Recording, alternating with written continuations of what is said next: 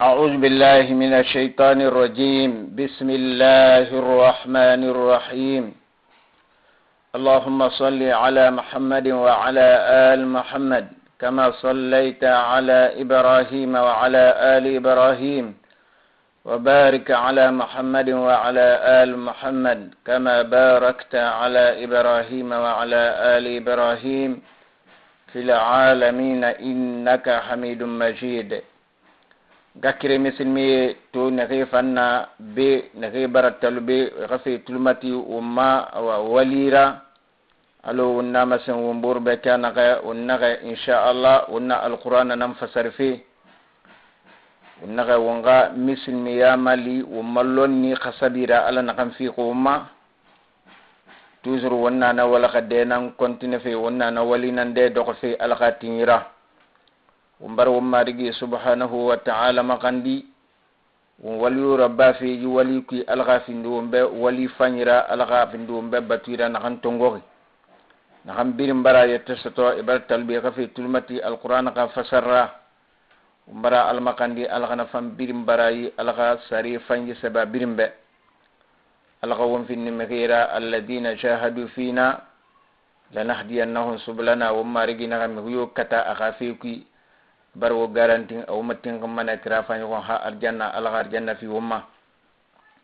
alghumman fi nimira umma rigina alladina yastami'una alqawla fayattabi'una ahsana ulaika alladina hadahumullah wa ulaika hum ulul albab ana mekene ke talulingira ikhafa alqa kitab rama u ikhafa dinarame masinyi ne ke timani na kan de tunga yama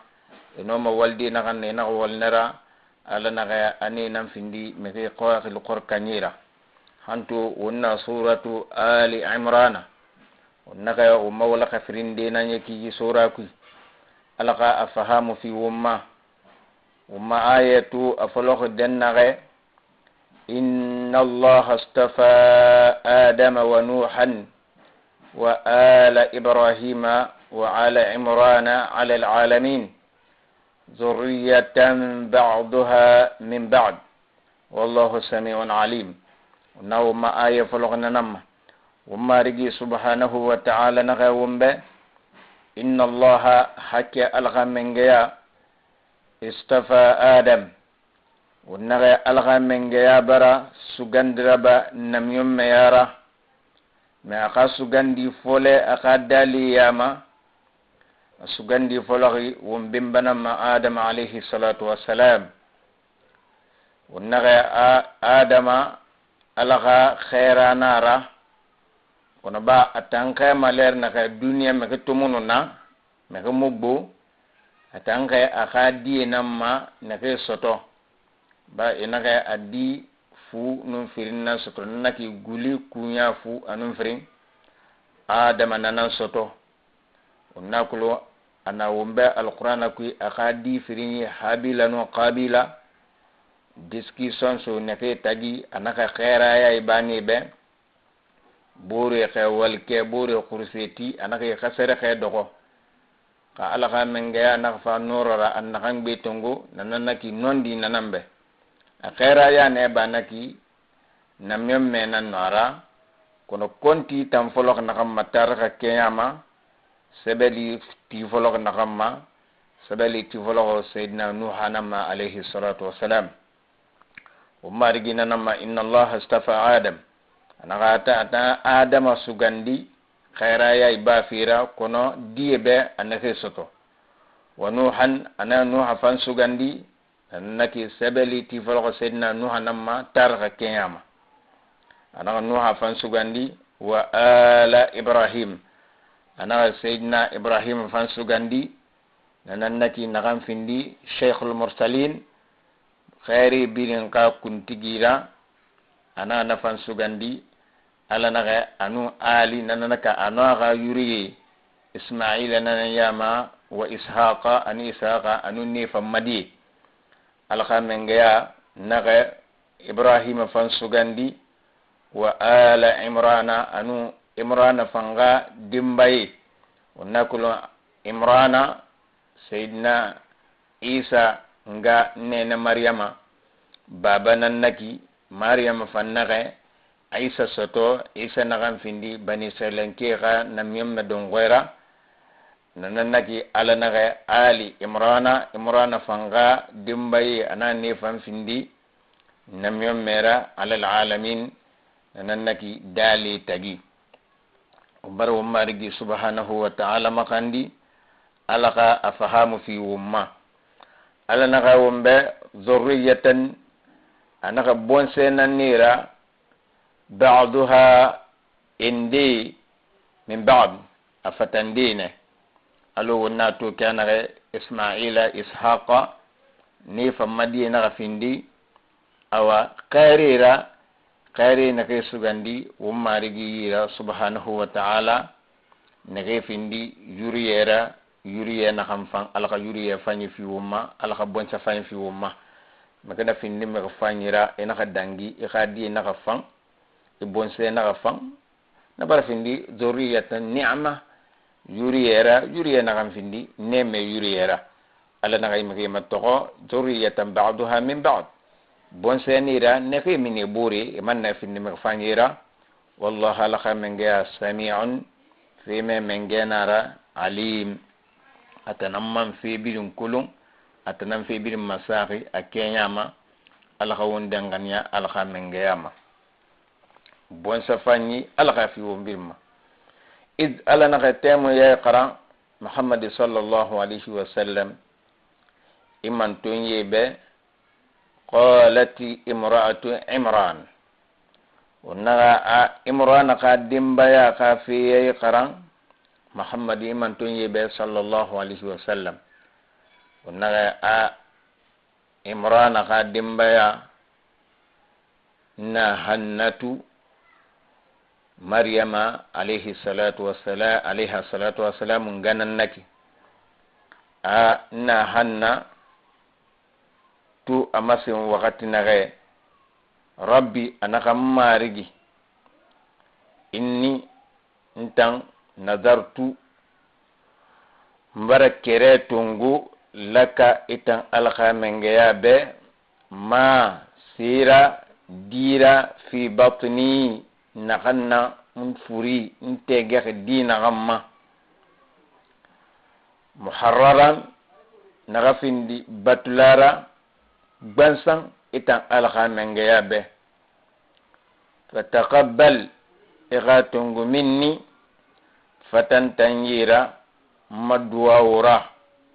innaka itan alkhamengeya anta sami'u itanan fi memengera alalim itanan fi bir makitri esa kiyama itanan kalonnina sibirin yara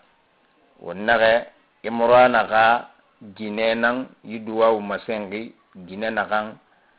maryama soto alaiha salam isanga maryama ngakli hanna hanna alogon dinan nara sabeli ti kham wa masinyima anaka maguru wurbilinde bul logonde khasi maya barni siga agbegbira dimuno nayi anaka koni fama anu bere aga dira anu donsera goro nakom naga hinnanteya aga dira anu aga bere awa nakin kini na koy mantea naga fansugu anaka masen alabe alaka di fama awa di nakan fama anyanige tongo alabe nanamma na di gafindi albatira abarna fi di fi alama falamma ala naga tem naga wada'atha hannatu soteti dira anyakanya nige tongu alabe nena maryama alayha salam qalat hanna nagamasa nagamari rabbi marigi inni anagantan wada'tuha unsa anaga mbara soteti dira konondi nagan sotoki ginenara nanannaki awa gwanyinu aganya ngenu dira findi di khamena na ba khamena nga sembenu alaka bati no ga jihadi sembebu gine tambe anaka nagan sotori onsa gine nara wallahu anaka alaka min gaya yen alaka min gaya nakabe alaka min gaya a'lam akulun sotoki bima sima wada'at ina kan sotoki annaki alara kulon kono alaka min gaya kulun ina kan sotoki akulun walaysa dhakaru ana munfira kame amuluhi dina kui sembe yara kal unsa alo gine na marigi mbara diso to kono dina gara gine nara munfira kame muluhi alo gine wali kui dina kui wa inni anagantan sammaituha mbara yidi tankilisa itan alabe Maryam nanannaki batula gine ikhaakhui nannaki ikhaakhui kenyama inara me Maryam nanannaki batula anagam bara yidi khilisa batula walke boydi itan alabe wa inni anagantam marigi u'izuha mbara yidi taagu bika itan alara wa dhurriyataha anu abonsi mbara ne taagu itan alara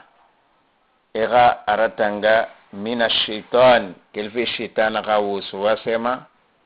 shaitana ga madakhuma arrajim shaitana na kan findi dali magona gira dali makuya gira itan alaka nemera wanaga umarigi subhanahu wa ta'ala na hannatu bar maryama soto abar maryama tagu alaka mengayara akharatanga shaitana na kan magona khawin sa matutu ummadiyene khiltu maryam inna di la hala matutu anu ikhilisa maryama nakanko ina kana famala hala matu eto mana kinkini na ummafi kinkini na handamuna imake toto maryam nara kono wallah ngakiri muslimi ayamma ya gabe akafala bete maryam ela khilin dinam fabrike ma ado ko menna nakanna tufa mamakiyara ana fala be maryam ina meki bar khili yete fala beto ama yag manabe a fendin dinam fatmana khafat manara akhli betak batu kha zainab manara ina ga zi almara khili mole naki awu ngarame maryam birin khiline maryam batula gine alakhu madi mini khilima e khilisa na ngunne kayfin maryam akhdira mara alaka gine birim mini nena maryam alayha salam atayma zaiti fataqabbalaha rabbuha amarigi naga tungu abe akhadu wawra biqabulin tungwira hasanin tungu nakam fang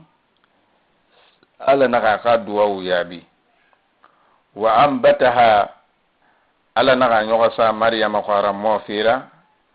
nabatan mara moira hasana mara moina kan fang wa kaffalaha zakariya maryama ra mofi nyogosa fa kon visit na amatu fi control nyogosa fa kon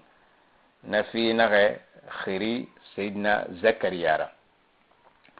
na umarigi subhanahu wa ta'ala sabati naga maryam ngata soto anaka tungu anaka khani baitul maqdis anaka sasa menni birin nagawa kabana ku naga fi birin nan nyoga sagon won fama lide ay yari ala naga inaka khali raba kamari na qura raba nakan tombe mayima ala ko kha nyoga sa maryam kon ala naga nafi ramo fi nyoga sa fi khiri zakariya khumma كلما ألنا ختم دخل عليها زكريا سيدنا زكريا نفا نين مريم يري مسكي ali mane ayire al mihraba nabatu de lingira naki ana dingira den nake sidna zakariya na famenni wajada indaha ali mane ne maryama yire menni rizqan hasgira kan fang lonni le nake adon si nan limana nakan ler mara aloka pomu nakan mulama ka tu ne ler ne pomu nan tu mana amara mangui nakan ler mara na mangui nan limana naka findi kabana ku bilbilira kono kabana ku mara mun fera angata ko mengena kanna akilna Allah ala na kayumbe fataqabbalaha rabbuha qabulun hasan ala naka atanang atungwa be atumakan di nakanti kaya don sendeli na fandakan ler mara surprise mara manyim mara mun fera ataka mengena kan no mafira mekamara alaka wonna wumadi ta ko alara anato alaka khaira na alayhi salatu wassalam amme khini khan na miyo ko ne lu mayri kiring ko khara kafu iki khadi ta ko alaka mengera na wakati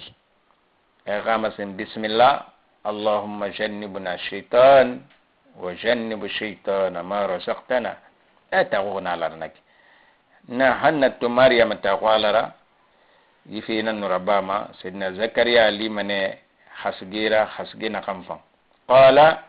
zakariya nakamasi ya maryam ana maryam anna laki ana kenya mundu yiki hada yidonsi yifatan kamendenna nakan ler mara nakan wakati mara amanna yabu qalat nena maryam ana masing sidna zakariya be huwa ana idunsi min indillah ana fatanga ala nanna ba angata ko ala nanna inna allaha barmala kamenga yarzuqu man atanan me hasge ma yasha'u nagamma fina kene bi ghairi hisabi wa rasyumuna hasge nakam fora wonnare korasi ma fora nananna ki taganyi muna afora sotoleri kono korosi tanlu mana fora na fuli fenge keya nake alaka fahamu fi wumma senna zakariya tubara ji lahaletu yikabana kutu nena maryama kafi wumma rigi subhanahu wa ta'ala anaka wumbe hunalika anaka wanalingira nara da'a zakariya rabbahu sidna zakariya fannaga amarigi makandi wonnaga sidna zakariya barnu mo akasi ma ya barnu siga hanya tungo sulmanani hamaranya tungo sulma sakan di munayi kham mo barnu siga hannal hale kona tu maryam tu anu yila hale anaka jigi do anaka inshallah ala famana di fi demma alukek qala rabbi من نرى أنا غماري هبلي أفيما من لدنك فتتلغى من جيا سمبرا ذرية يريرا بونسيرا طيبة بونسنا غمفان ألو يدينا كان غيك ألو وناكلون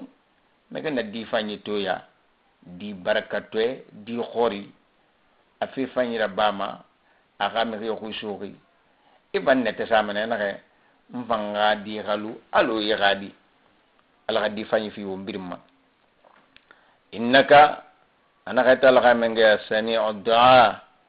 anaka itanan du'a me mengera kunyi naka imakula ahayima sayyidina zakariya naka amarigi makula ala di fama fanadatuhu al malaikatu ala naka maliki naka sayyidina zakariya khili wa huwa atannalari qa'imun atiri yusalli asalifi fil mihrab moski ki khamara batu dende lengara ayizulak den naka mirima anna allaha inaga be malike barka jibril alaga mengeya naga anga masi ibe sidna Zakariya yubashiruka bi Yahya abarira sewa di sotofira di fama ne no akhil ne Yahya nanaki ngarinte imari gi naga ibara makula abara di fima na di akhil ne Yahya musaddiqan Yahya fama ne findi nondira fira bi kalmatin ma sinyira nanannaki sayyidina Isa fama ne Yahya li bani Israilan ke yama Yahya nan singe findima musaddiqan nondira fitira bi kalmatin isara min Allah nakam findi nakam fatan alqa mengayara kalma huna Isa alayhi salam Yahya findima ne musaddiqan nondira fira bi kalmatin ma sinyibe nanannaki isara min Allah nakam fatan alqa mengayara wa sayyidan Isa findima ne kuntigira wa hasuran amam findi yete sugira naki walko bima wa nabiyan amam findima ne namyom mera min as-salihin aluma ne mafanye yama barka billa naka yimma senyiti sayyidina Zakariya be qala rabbi Zakariya naka mase marigi mbara masenyime mbara rasewa anna kenya mundara yakunu li ghulam anoma lude di ntambe dira waqad nandinara balaghani al-kibar moya bara liti nte ala to kanare wa imraati manam yoxe fa akhir nafam bara borage nanaki moya bara may liti nafang meke mujigitima ara khano ma disoto de qala alqa mengeya naga masing Zakariya be kadalik ana khana kinayati ala masing kanare ibara mo igadimba ya fambara mo kono wa mena kan kule galara Allah alqa mengeya yaf'al ma amara batima finanna yasha'u nakanna kenen igamwe namara igadimba ya gamwe nafamara ba ala dali dane dali munna adama dane alayhi salam ngamuna baba muna ana hawauda ana ara min adam ana Isa da angana na baba muna nabira ala sembe wuntantu wunda mane fo gine anon kame ka marakafu khayibu na kan yara ha iqakhli na sikala fi alo yahudu non nasara sikala fi kana ke hayga Isa finde alara khan mara ala khadira iqakhli nan sikakhi mala nan kulon ka kenyama khan mara ala sembe danginara ala na khay Zakariya be Allah yaf'al ma afina nabama yasha nakan nakel qala rabbi Zakariya na amasi ana gammarigi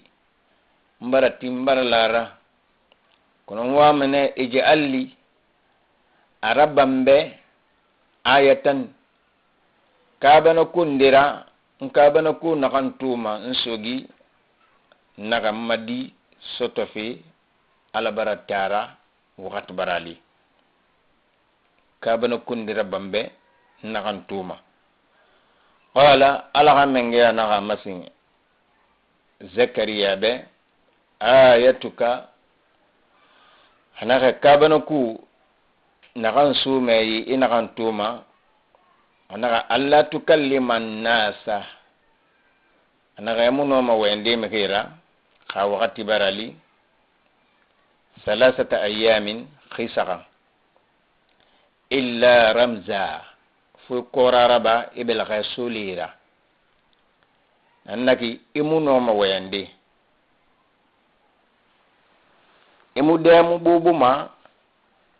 khaywa gala khilfala kuna khaywa inu migi tanga we migi ya kiyama ala na ga muno manara ina to imuno ma wende migira tanguma nan naki ay gadi soto fi tanguma umarigi subhanahu wa ta'ala ana amna wasin sayyidina zakariya be wadhkur rabbaka kathira ana ga khi marigi khilfala awu yakhra khi marigi khilifinko agbegbera wasabbih ya subhanallahi masin alha mengeya be bil ashi numari wal ibkar anu gesege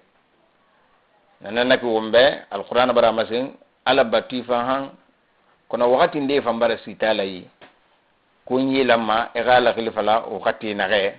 agbegbera alqawum findi albatira wa id ala naka nam yamme be sallallahu alaihi wasallam wakati ya qarang ba fina ya nakan dangi alquran na fal fi khaira ba kha tagraba wombe qalatil malaikatu malaiki to amasin alu malaiki gbegbe me barka jibla kha kallanki ala nana masin fe barka jibla to amasin ya maryam anagaita maryama inna allaha alqa mengaya astafaki abari sugandi yani sugandi baralema alqa mengaya rira binyera karlankiyara wa tahharak abara isenien yenama wulema yahudun nasara na khamfala yaqum ayabara yena raba hadi imarigi bari sugandi abari senien wastafaki abari sugandi ala nisa'il alamin iganya mane gine yaqum khanmara dunia gine biri ala yira betanan be disoto ba mu inun kamewa mu lu yire kirin ala bari sugandi na derrière na karlantiara wonaka lonle naga ala mu gina yo khilfa la sariha alquran ku fo maryam ala ko khamasin wule qabu yebe ne kay wulende sa akuma a wule nara ala bara khafifa la wumbe afi ghaira ala bari sugandi ya maryam ita maryam qunati batuira ba khusura ba li rabbik imarigi be wasjudi eki tigiti warka'i eki fele ma'a raki'in inu ala batuira dalika nagan tagra baghnaki muhammad sallallahu alaihi wasallam ibe nena maryam qafi min anba'il ghaib lonni nannaki tagraba nannaki nakam findi bundura nakam munu kulung khal qur'ana ma falebe amge yesu mane yahudun nasara kha balira e kha fitinara nuhihi ilayk anakan nanan khaira ya rafaqi itan khaira manaki wama kunta nam yamun lughun ladayhim neyire ittamnaka yulquna aqlamahum etune ga kalira wulma nena maryama ramo fe kui ayyuhum inde kirem mundum birin wama tananga bisafira yakful maryam nagam maryama moma aga nyosako wama kunta etan khayramun lugh ladayhim neyire ittamnaka yakhtasmun etonu eboro magalam bu maler na kay nenen nak nena maryam ra mo fi kui etan khaira imunna na lingara ala kamenga nanan ye kharam fi be e kha ye kharam iman to nyibe ala kha fahamu fi umanga kirinyi id ana waqti ya kharam qalat al malaikatu barka jibril to masin ya maryam ita maryam naka lonni le naka a kalamu nakam faira wahayi nakam be ilhamiya nara cela veut dire que meki dogo findin de bire furi naki ba ala naka wombe alqur'ana kui anaka atamu wahayira fa mekin dima fuatu findi khaire inan nake findi rijalan kamera nanan naki lonli naka donc wahayi nakambe am finde ka wahaya alu namyomi wahayi fami makana ke num barka bil na findi wahayi na hanna ilhamiya nara bonye khamara tuira khamara ala kulli hal afindi awa masini tagi kuna ali ya matu inna allaha alghamanga yubashshirka bi kalmatin alghamanga ira sewama masinyira nanaki isa ra minhu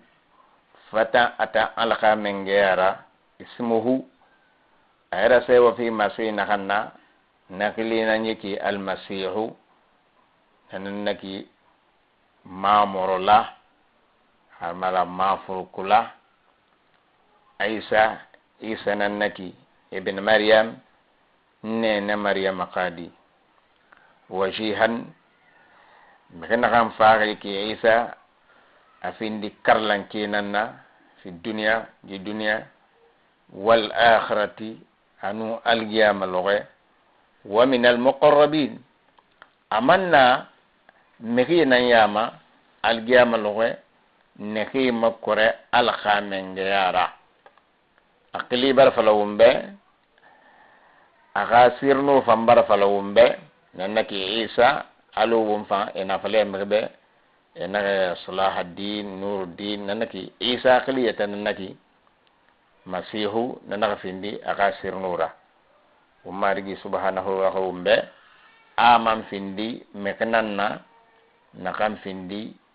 mekuma koro khidira mekuma koro khiyama algiyama lokoy alqa afahamu fi wumma wa yukallimu an-nasa fil mahad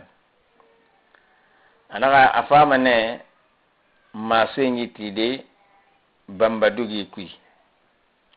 wa kahalan amannamo amam fama ne khaira ya ibadi unakulun temende ana yi sura u ana suratu maryam yete sura khilisaqi nena maryam kun dennaga isa alayhi salam awenne bambadugi nena maryam to faler naga ya khame kiyama enaga maryam be ma kana abuka imra'a sawi ma kanat ummuka baghiyan enaga ba mo findi wal kubra bara mo nakan kulung ko fanyinara inga fannaki keya mundu yeki yidi onaka menni aisa nan waye bambadugi anaka réponse mi kema ne kay na question sa angama ala nanamma naka wayem mane fil mahad anena bambadugi ala wayen kana ke wa kahalan amam famane khaira ya ibadi ana findilo na ke segitala funikira nanannaki kahalan de naka nyetungo saka nu nyetungo nantagi akahalan namena wonna ma khemo segitala wa min as-salihin amanna megfanyina yam qalat rabbi nena maryam naka masin anaka marigi anna kaya mundu yakunu li waladin no ma di soto de di wonna kulen ne maryam ala wonna fala kana ke amoko baitul maqdis nyere muna ana lingira kirenne ala bat fekui ala ko so fekui ka fa fala be di soto manayi nabara konto fili ana ana marigi no ma di soto de di walam yamsasni basharun nanannaki fate kanke layu fate monu dim fatira nanannaki nun kame monu lu yire kiren alo fe nakanna kame nun ginetagi nafa no mara bade di ngadi soto qala ala naga masabe kadalik anaga nakine Allah alaka menga ya khuluqu ma atanan dati ma kayara yasha naga mafina kenan naki alaka menga daliti ma kayana na naga nakene alo wona masenkana ga adam alayhi salam asatona alaka adana alaka menga yi baba munangamuna hawaw nanaga soto fatan fi adam isa nanaga soto anganan nana baba muna wontam fan soto mane fu ginenu kame kamalan yifi yina yikine ala ye lo yikine fu wontinara wondangane anama alu toke khagli naka sikemen muk enaka toke yama nto adama nu ginenu kame fu to malan teku fu akara bane teku nanan naki wontan tinga na mailen nege badangina kaisa bala afu kana fan compare ler namma khasike fe mana dundronti mo ala khamenga khasembe kulu nanara ala naka kadhalika allah anakine ni ko meri enum fatakanken demulu yire kire kono lara ya khuluqu ma ala taala men khamenga adati mane kenyara yasha nakanna kene ida qada khabara ragiri amran ke walindira akhara ba awa konki anu ler alam maraba kana ke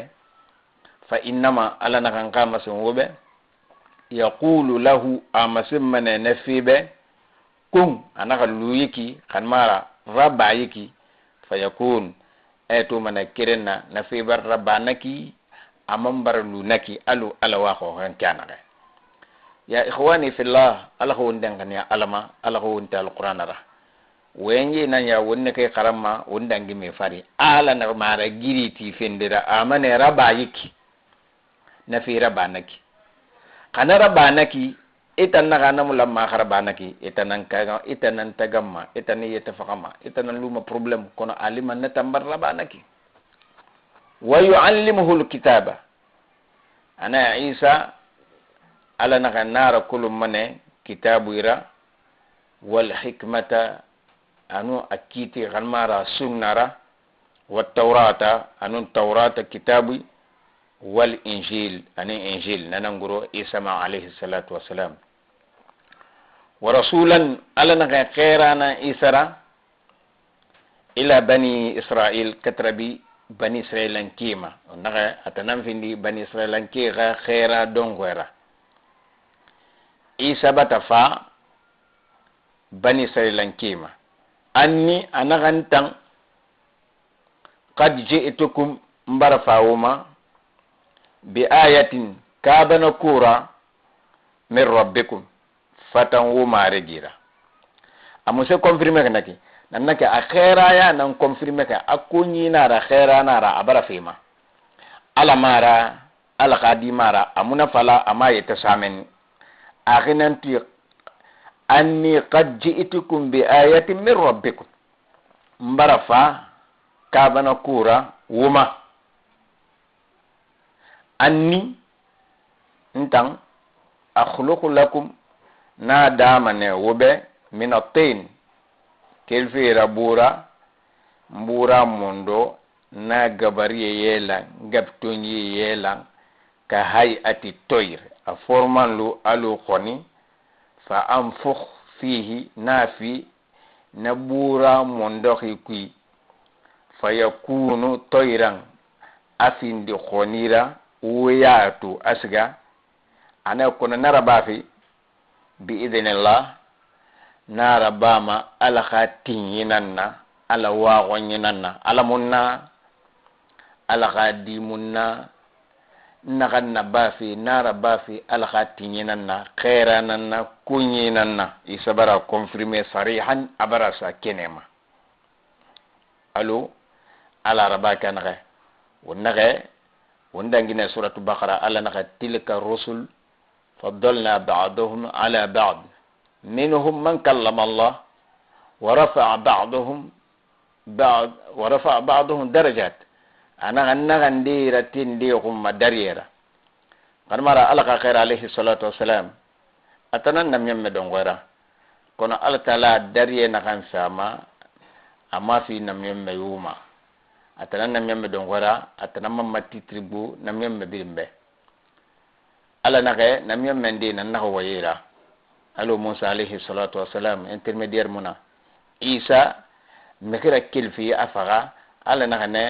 dariya lo afanyi tilka rusul faddalna ba'dahu ala ba'd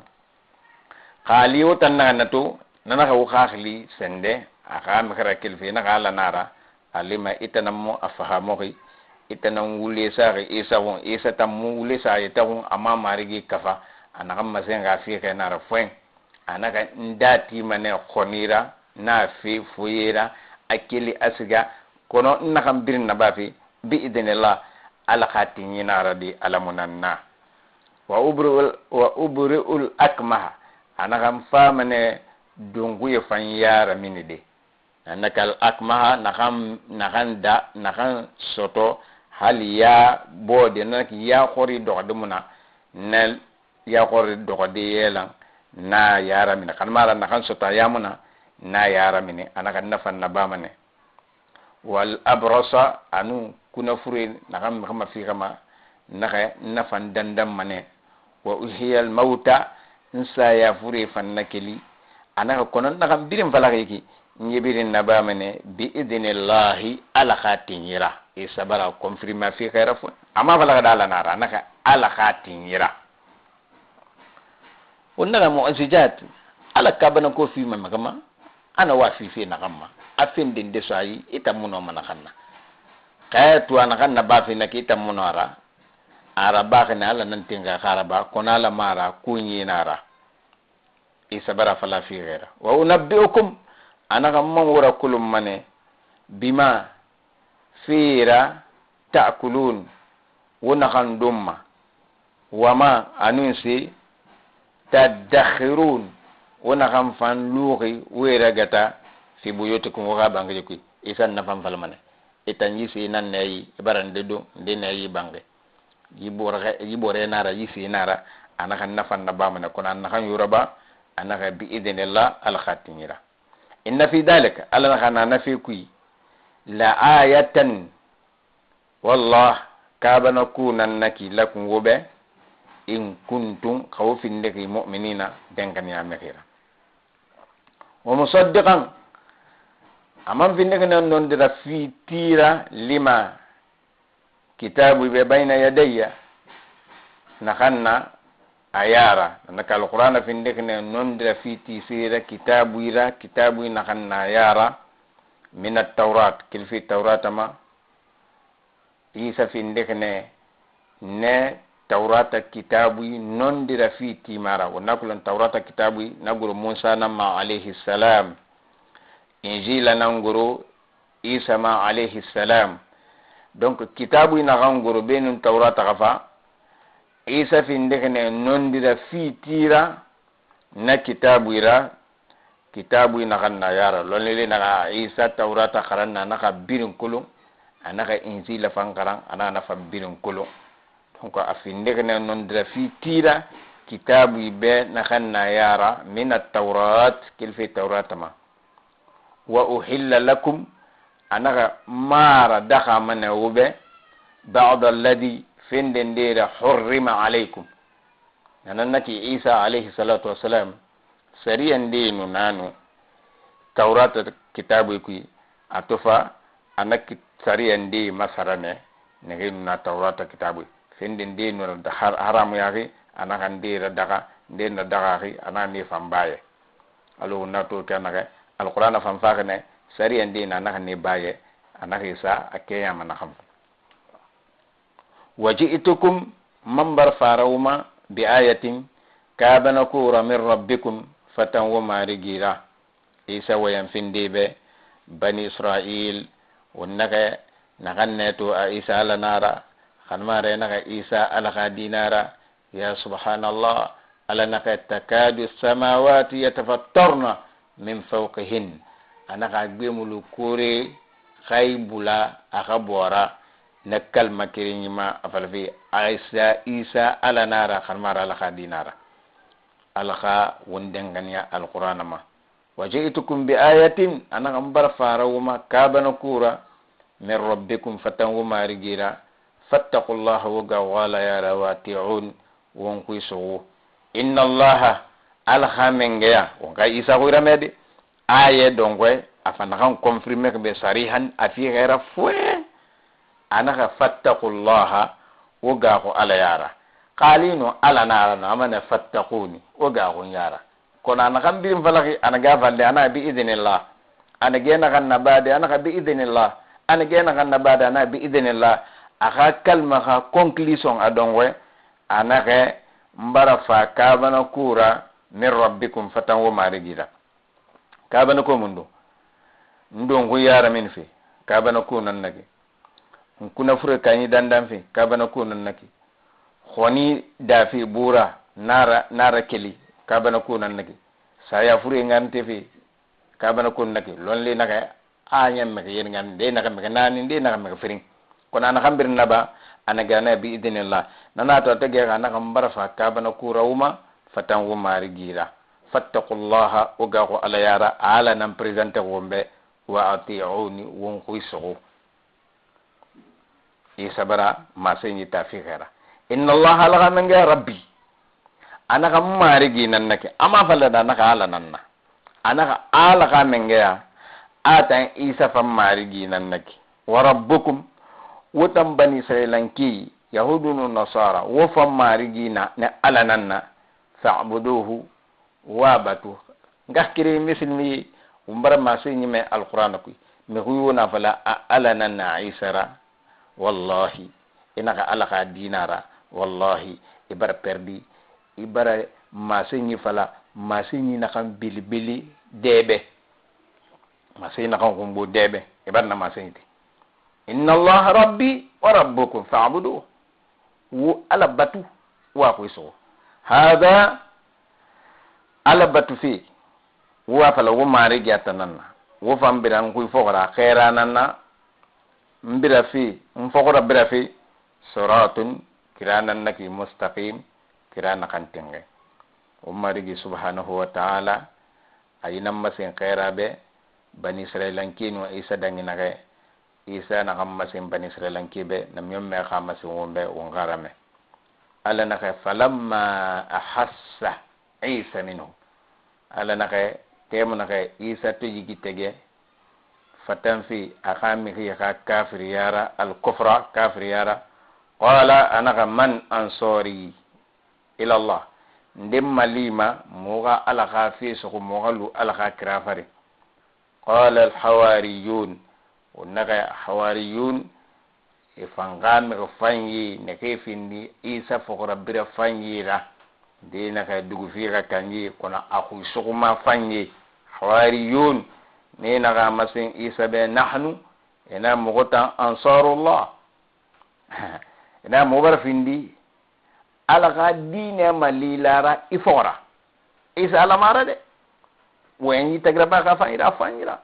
ema valle mubar findi malira de tan ala ene nahnu ansarullah mubar findi ifora ala ga dine malifira ifara nakanna amanna billah mubar ting ala fima mubar dangania washhad mufindi mane sidi bamara ala fima washhad ifam manga sidi ya isa muhuma bi anna amotan muslimun mubar findi yetaqurira ala khasariye be muhone fogora kwe muhone fogora yani isa num bani israelan ke dangine kalma afika ko fwe ayayu mi shoke kana ke vaye karang kai tradi français ne kai tradi anglais ne fu ita masara kona eli mane hal français nara atradi ka fi khere kine anglais nara atradi ka fi khere kine fue ita na karang fu ma fahamu kamara fahamu itundi ba yete buya anoma me ke kande kafriyama me ke wenyi fala ina kamutara hali non di toke banga kire misimi ala hawlan sawabe ma ala hawuntin khaira birma ala wonta mato kana ga misimi ana amana ar-rasul bima unzila ilayhi min rabbih wal mu'minun kullun amana billahi wa malaikatihi wa kutubihi wa rusulihi la nufarriqu bayna ahadin min rusulihi wa qalu sami'na wa ata'na ghufranaka rabbana wa ilaykal masir awlo wondangina aya kana ga misimi won tambara dangane khaira birima afatan alananna wonne birin ku sogomane wonne birin biya wonne birin to alo wo manam yemme wonne birin sa degré kire na kam birin fata alara kana ga lebar dangane Isa ma o bi na Isa alanara kan mara dangane kala ma mutinga Muhammad gafima yu akhir nyaman wondange aya na kala na inna dina indallah al-islam nam yomme fa dina na kan nam yo mutinna dina ma idina yuraba imusari sotoma ala khonni parce que sare na kan fiiki ala khonni dine bati l'islam nara umbar umargi subhanahu wa ta'ala makandi na kan birim baratal beto fan kiyama e barfi tulmati alqur'ana fasarira umallon ni khasabima al khabirim barai won sese masin al khawla sawabe mabbe al khawun tindinara al khawun tindina fima al khawun tal qur'ana al khawun wala al qur'ana umbar margi subhanahu wa ta'ala makandi konto filuna wonde kirin kirmara be won yama al khana konto filiba اللهم إننا نسألك بأن لك الحمد لا إله إلا أنت المنان بديع السماوات والأرض يا الجلال والإكرام يا حي يا قيوم سبحان ربك رب العزة عما يصفون وسلام على المرسلين والحمد لله رب العالمين